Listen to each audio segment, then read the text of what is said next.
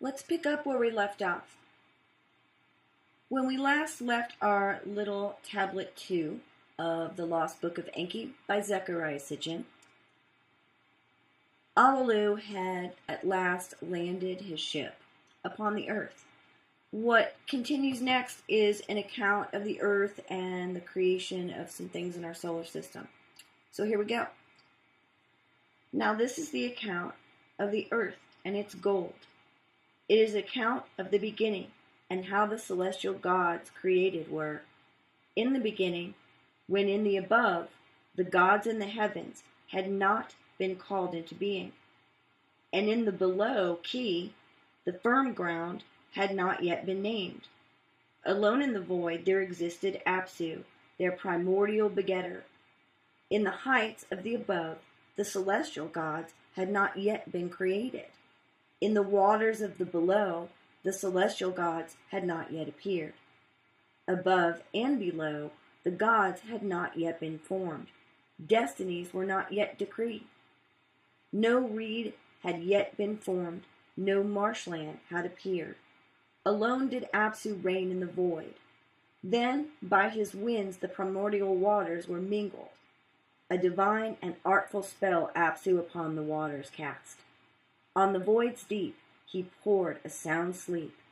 Tiamat, the mother of all, as a spouse for himself he fashioned. A celestial mother, a watery beauty she was indeed. Behind him Apsu, little Mummu, then brought forth. As his messenger he him appointed, a gift for Tiamat to present. A gift resplendent to his spouse Apsu granted. A shining metal, the everlasting gold, for her alone to possess. Then it was that the two their waters mingled, divine children between them to bring forth. Male and female were the celestials created. Lamu and Lahamu by their names were called. In the below did Apsu and Tiamat make them an abode. Before they had grown in age and stature, in the waters of the above, Anshar and Kishar were formed. Surpassing their brothers in size they were. As a celestial couple the two were fashioned. A son, On, in the distant heavens was their heir. Then Ontu, to be his spouse, as On's equal, was brought forth. As a boundary of the upper waters their abode was made. Thus were three heavenly couples, below and above, in the depths created. By names they were called. The family of Apsu with Mummu and Tiamat they formed. At that time Nibiru had not yet been seen. The earth was not yet called into being. Mingled were the heavenly waters by a hammered bracelet. They were not yet separated. At that time, circuits were not yet fully fashioned. The destinies of the gods were not yet firmly decreed. The celestial kinfolk banded together, erratic were their ways. Their ways to Apsu were verily loathsome. Tiamat, getting no rest, was aggrieved and raged. A throng, to march by her side she formed. A growling, raging host against the sons of Apsu she brought forth. Withal 11 of this kind she brought forth. I guess those would be moons. She made the firstborn Kingu chief among them. When the celestial gods of this did hear, for counsel they rallied. Kingu she has elevated to rank as On. Command to him she gave. To each other they said, a tablet of destiny to this chest she has attached, his own circuit to acquire. To battle against the gods her offspring Kingu she instructed. Who shall stand up to Tiamat? The gods asked each other. None in their circuit stepped forward. None a weapon for battle would bear. At that time, in the heart of the deep, a god was engendered. In a chamber of fates, a place of destinies was he born. By an artful creator was he fashioned, the son of his own son he was. From the deep, where he was engendered, the god from his family in a rushing departed. A gift of his creator, the seed of life with him, away he carried. To the void he set his course, a new destiny he was seeking. The first to glimpse the wandering celestial was the ever-watchful Antu. Alluring was his figure, a radiance he was beaming. Lordly was his gait, exceedingly great was his course. Of all the gods, he was the loftiest, surpassing their circuit he was. The first to glimpse him was Antu. Her breast by child never sucked. Come, be my son, she called to him. Let me your mother become. She cast her net and made him welcome. In other words, she pulled him into her orbit, made his course for the purpose suited. Her words filled the newcomer's heart with pride. The one who would nurse him made him haughty. His head to doubled size grew larger. 4 members at his sides he sprouted. He moved his lips in acceptance. A godly fire from them blazed forth. Toward Antu his course he turned, his face to An, soon to show. When An saw him, my son, with exultation he shouted, to leadership you shall be consigned. A host by your side will be your servants. Let Nibiru be your name, as crossing forever known.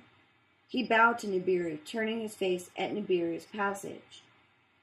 He spread his net. For Nibiru 4 servants he brought forth. His host by his side to be, the south wind, the north wind, the east wind, the west wind. With joyful heart on to Anshar his forebear the arrival of Nibiru announced. Anshar, upon this hearing, Gaga, who was by his side, as an emissary sent forth. Words of wisdom to An deliver, a task to Nibiru to assign.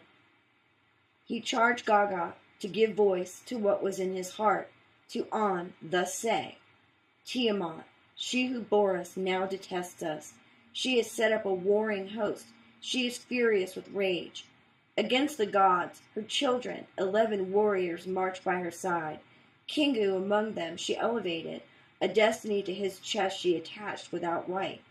No god among us against her venom can stand up. Her host in us all has fear established. Let Nibiru become our avenger.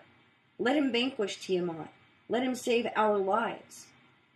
For him, a decree, a fate. Let him go forth and face our mighty foe.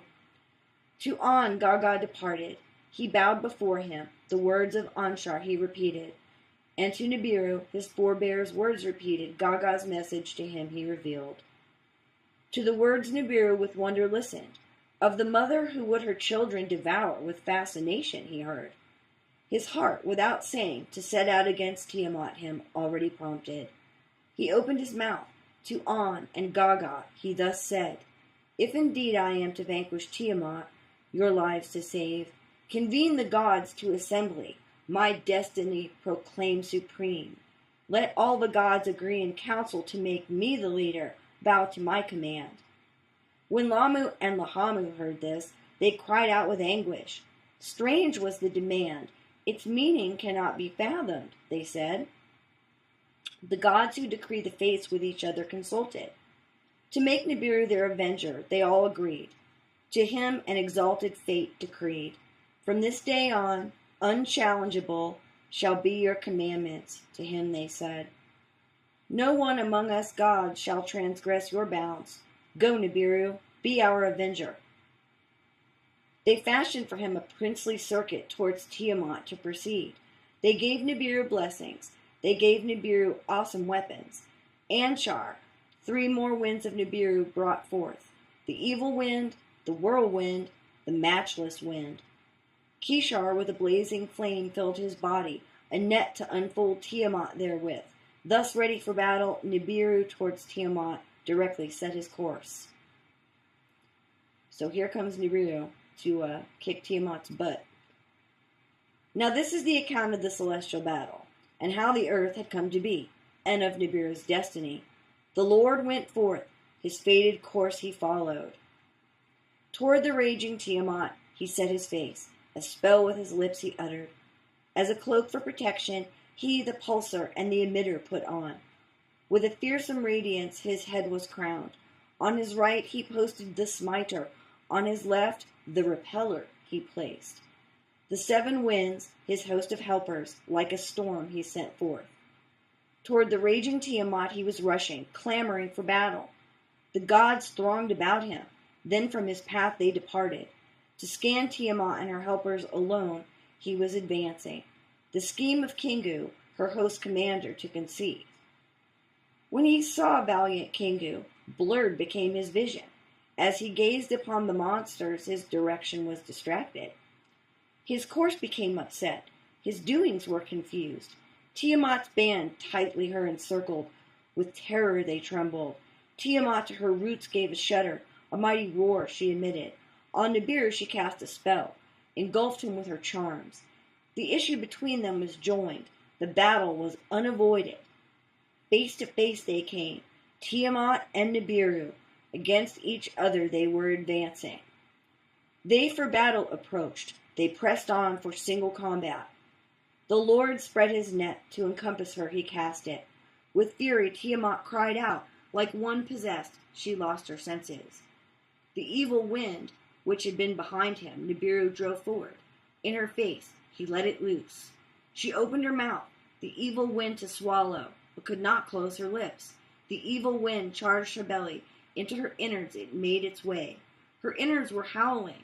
Her body was distended. Her mouth was open wide. Through the opening Nibiru shot a brilliant arrow, a lightning most divine. It pierced her innards, her belly it tore apart. It tore into her womb. It split apart her heart. Having thus subdued her, her life breath he extinguished. The lifeless body Nibiru surveyed. Like a slaughtered carcass, Tiamat now was. Beside their lifeless mistress, her 11 helpers trembled with terror. In Nibiru's net they were captured. Unable they were to flee. Kingu, who by Tiamat was made the host chief, was among them. The Lord put him in fetters. To his lifeless mistress he bound him. He wrested from Kingu the tablets of destinies unrightly given to him, stamped it with his own seal, fastened the destiny to his chest. I'll just add here, I find it really interesting that they keep mentioning Kingu, who is the celestial body which appears to now be our moon. For some reason, that moon seems to have been given or granted or had as part of it. There was some sort of something or other that Kingu the moon had that was pretty important, because they mention it again and again and again. And later, in some future videos, we'll get into how Lord Enki sort of develops a fascination with the moon. But I have a feeling that there's something up with the moon. So chalk one up for David Icke there. Anyway, so he takes these tablets of destinies, which were unrightly given to Kingu, stamps it with his own seal, and fastens it to his chest. So Nibiru has just taken something from our moon and appropriated it, or misappropriated it. We don't know. Let's keep going. The others of Tiamat's band as captives he bound. In his circuit he them ensnared. He trampled them underfoot, cut them up into pieces. He bound them all to his circuit. To turn around he made them backward to course. From the place of the battle Nibiru then departed. To the gods who had him appointed the victory to announce, he made a circuit about Apsu, to Kishar, and Anshar he journeyed. Gaga came out to greet him. As a herald to the others he then journeyed. Beyond An and Antu, Nibiru to the abode in the deep proceeded. The fate of lifeless Tiamat and of Kingu he then considered. To Tiamat, whom he had subdued, the Lord Nibiru then returned. He made his way to her, paused to view her lifeless body, to artfully divide the monster in his heart he was planning. Then, as a muscle, into two parts he split her. Her chest from her lower parts he separated. Her inner channels he cut apart. Her golden veins he beheld with wonder. Trotting upon her hind parts, the Lord her upper parts completely severed. The north wind, his helper, from his side he summoned. To thrust away the severed head, the wind he commanded, in the void to place it. Nibiru's wind upon Tiamat then hovered, sweeping upon her gushing waters. Nibiru shot a lightning. To the north wind he gave a signal.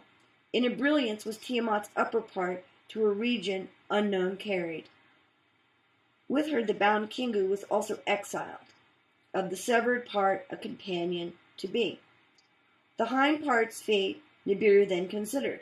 As an everlasting trophy of the battle he wished it to be, a constant reminder in the heavens, the place of the battle to enshrine. With his mace the hind parts he smashed to bits and pieces. He strung them together as a band to form the hammered bracelet. Locking them together as watchmen he stationed them, a firmament to divide the waters from the waters. The upper waters above the firmament from the waters below it he separated. Artful works Nibiru thus fashioned. So basically we have Nibiru and or the occupants of Nibiru sort of fashioning our solar system here. Very interesting. The Lord then crossed the heavens to survey the regions. From Apsu's quarter to the abode of Gaga he measured the dimensions. The edge of the deep Nibiru then examined. Towards his birthplace he cast his gaze. He paused and hesitated. Then to the firmament, the place of the battle, slowly he returned. Passing again in Apsu's region, of the sun's missing spouse he thought with remorse. He gazed upon Tiamat's wounded half. To her upper part he gave attention.